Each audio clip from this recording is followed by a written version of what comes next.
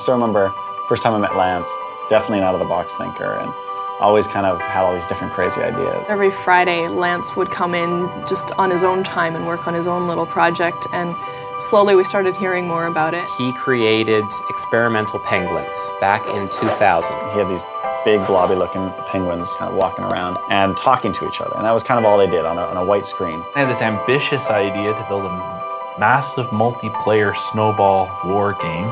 What if we take some of the same stuff you're building and kind of just make a world with it? If we could create a playground that could allow kids from around the world to connect, that could really be something. He had his plan, and then Lane helped him really put substance to that plan. And the more we would just kind of brainstorm, the more the pieces of this world kind of started to come together. If we worked on this full time and we hired people and we put Dave's company behind this, how fast could we build it? When they pitched it, it was, I was quite astounded, actually. I thought, wow, this actually could work.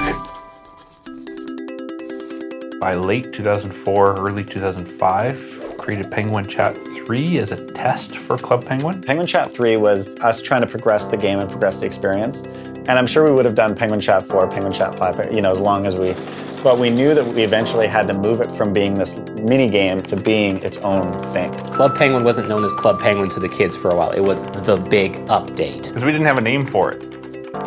We didn't know what to call it.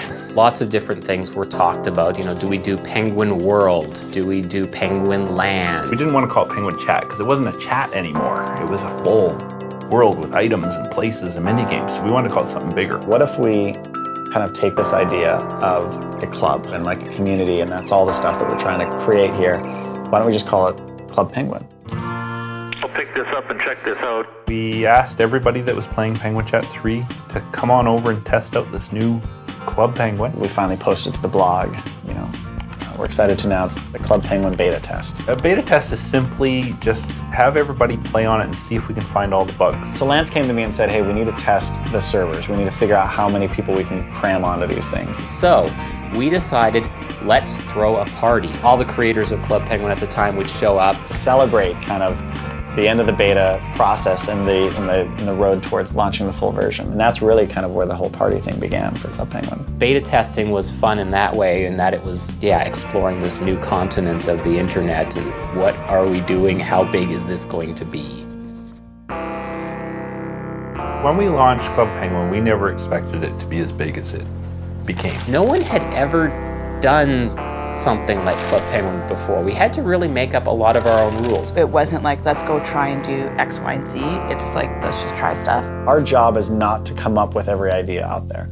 Our job is to listen, to observe, to read all the emails, to make sure that we are hearing as much as possible. Club Penguin value is in the community. That's exactly where Club Penguin's life comes from. And it's just that kind of sandbox element of, we give you the tools, now do whatever you want with it. The notion that it's really just about the kids will never change. We take all of those collective ideas and all that inspiration that comes in and just turn it into reality. Whatever they come up with, we're going to do. And they're going to come up with something, and then we're going to respond, and then they're going to come up with something else, and it's like this conversation. Going back from the very beginning of Club Penguin, it was never about standing still. It was never about just arriving and staying there. It's always been about the journey.